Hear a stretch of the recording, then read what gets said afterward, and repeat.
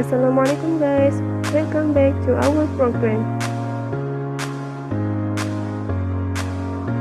Hari ini kita akan membahas tren fashion muslim di Indonesia.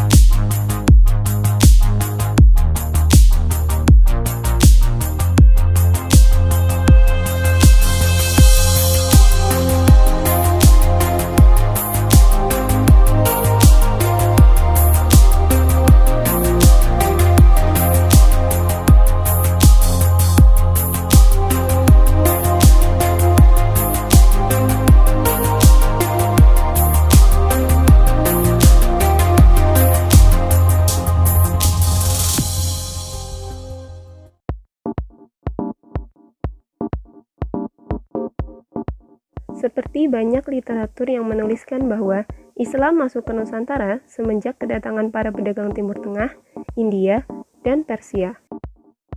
Kemudian penyebaran Islam di Nusantara semakin berkembang, terutama karena peran para Wali Songo di Pulau Jawa.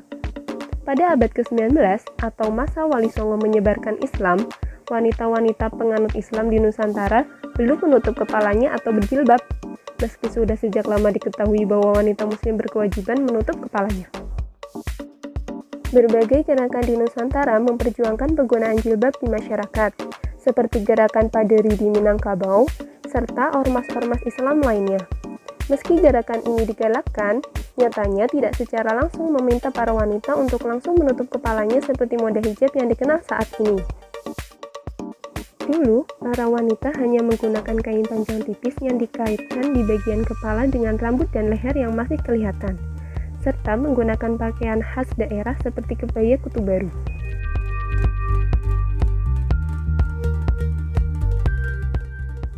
Pertentangan penggunaan penutup kepala atau kerudung dan busana muslim terjadi ketika pemerintahan Orde Lama dan Orde Baru. Sebelum kemerdekaan dan masa Orde Lama, penggunaan kerudung menjadi polemik di media massa. Sementara penggunaan kerudung di Orde Baru mendapat pertentangan keras dari penguasa pada saat itu. Sebab, apabila siswi SMP atau SMA ataupun pegawai negeri yang menggunakan jilbab dianggap telah melanggar aturan. Sehingga, praktis pada masa ini, kerudung mayoritas digunakan oleh santriwati, kelompok usroh, dan tarbiyah.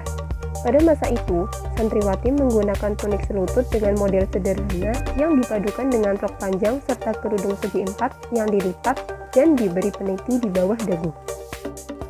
Setelah perjuangan panjang, akhirnya pada tahun 1980-an, para aktivis Islam perempuan di perkotaan, termasuk mahasiswi atau pelajar, dapat menggunakan busana muslimah dengan jilbab yang tertutup rapi tanpa sehelai rambut yang terlihat ataupun leher dan dada yang terlihat. Pada masa itu, model baju muslim berupa abaya bernuansa netral. Abaya sendiri merupakan pakaian sederhana dengan potongan lurus, melebar, dan longgar. Model kerudung pun tidak mengalami perkembangan, masih mirip gaya santriwati berkerudung. Tahun 1990-an, memang model baju muslim terbilang cukup berkembang dengan baik. Hal ini dibuktikan dengan muncul beberapa merek busana muslim yang menawarkan berbagai desain pakaian untuk memenuhi permintaan masyarakat. Karena pada saat itu penggunaan kerudung tidak terbatas hanya untuk santriwati atau acara tertentu seperti pengajian. Sebab politisi, pengusaha, artis, karyawan swasta, pegawai negeri, dan kaum profesional lainnya sudah menggunakan kerudung pada berbagai kesempatan. Pada tahun 1996, APTMI atau Asosiasi Perancang Pengusaha Mode Indonesia mendirikan sebuah divisi yang mengkhususkan pada busana muslim. Meski kebanyakan desainer yang tergabung adalah wanita, tetapi desainer ini juga mendesain pakaian muslim untuk pria, remaja, dan juga anak-anak. Untuk busana muslim pria memang lebih sering digunakan untuk perayaan hari raya dan biasanya disebut sebagai baju koko. Baju koko sendiri merupakan baju yang bentuknya mirip dengan kemeja, tetapi memiliki model kerah Shanghai. Pada tahun 2000-an, penggunaan kerudung di tanah air merata, dan tidak lagi terbatas pada usia dan kelas ekonomi. Namun, pada tahun ini juga sempat terjadi pro kontra karena munculnya kerudung gaul. Kerudung gaul sendiri merupakan perpaduan dari sisi keagamaan dan kondisi sosial. Hal ini paling mudah dilihat pada remaja yang menggunakan kerudung, tetapi pakaiannya menonjolkan lekuk-lekuk tubuh. Bahkan beberapa bagian tubuh terlihat dengan jelas. Memang, pada masa itu sedang tren gaya casual yang memadukan kerudung dengan t-shirt fit body dan celana denim.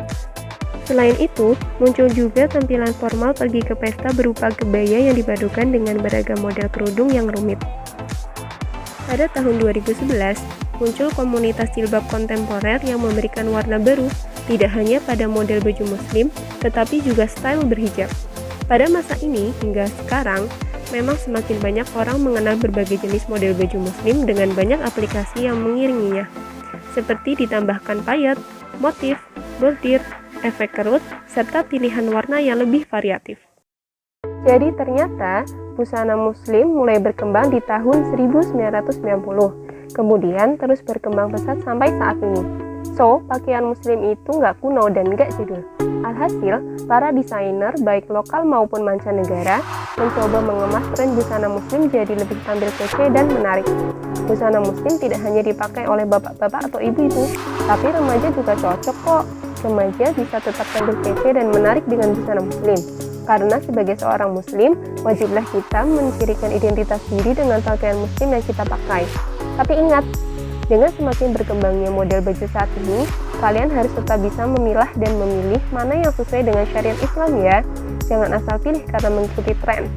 Ingat, pakaian yang terbaik adalah yang sesuai dengan syariat Islam. Masih ingat kan video bahasan sebelumnya yang membahas pakaian syar'i laki-laki dan perempuan? Tren busana muslim itu tampil kece dan menarik, tapi harus tetap syar'i ya guys. Berikut contoh lain busana muslim tapi sesuai syariat Islam ya.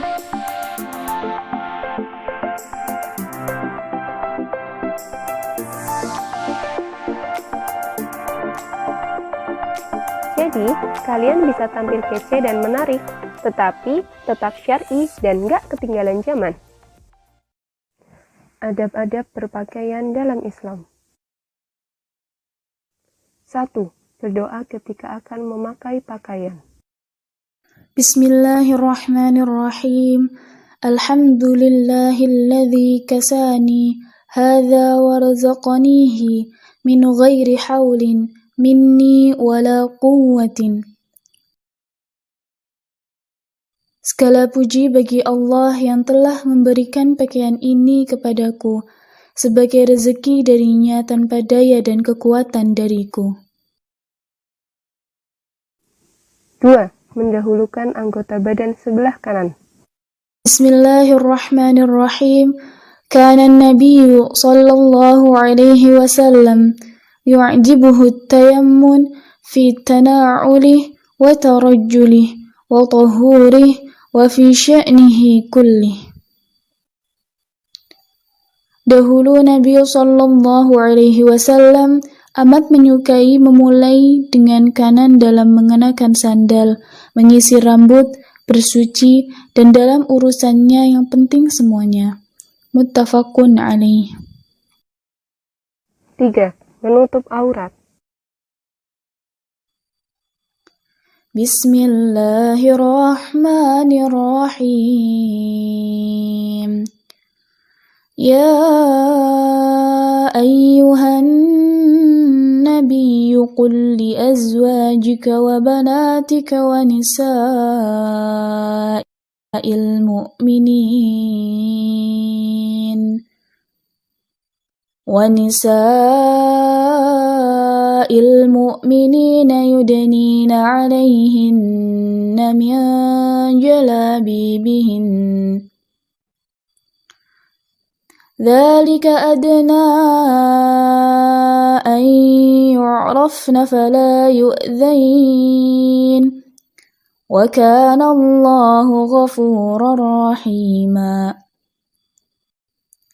Wahai Nabi, katakanlah kepada istri-istrimu, anak-anak perempuanmu, dan istri-istri orang mukmin, Hendaklah mereka mengulurkan jilbabnya ke seluruh tubuh mereka.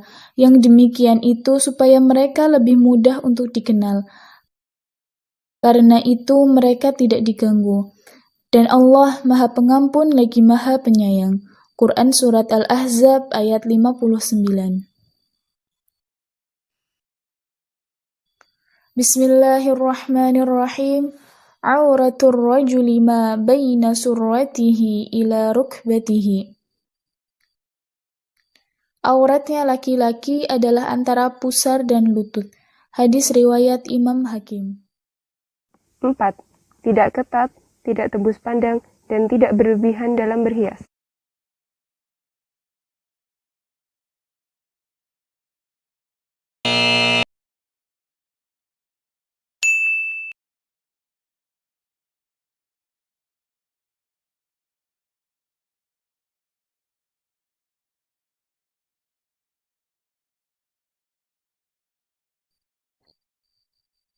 Diriwayatkan oleh Abu Hurairah, dua jenis manusia dari ahli neraka yang aku belum melihatnya sekarang, yaitu kaum yang membawa cemeti-cemeti seperti ekor sapi, mereka memukul manusia dengannya, dan wanita-wanita yang berpakaian tapi telanjang, berjalan berlenggak-lenggok, kepala mereka seperti punuk unta yang condong.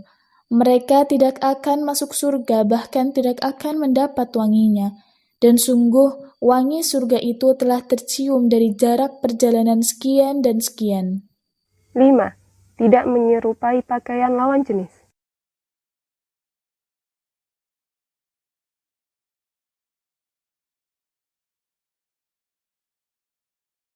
Diriwayatkan Ibnu Abbas radhiyallahu anhu, Rasulullah sallallahu alaihi wasallam melaknat laki-laki yang menyerupai perempuan dan perempuan yang menyerupai laki-laki. 6. Bukan pakaian khusus orang-orang kafir.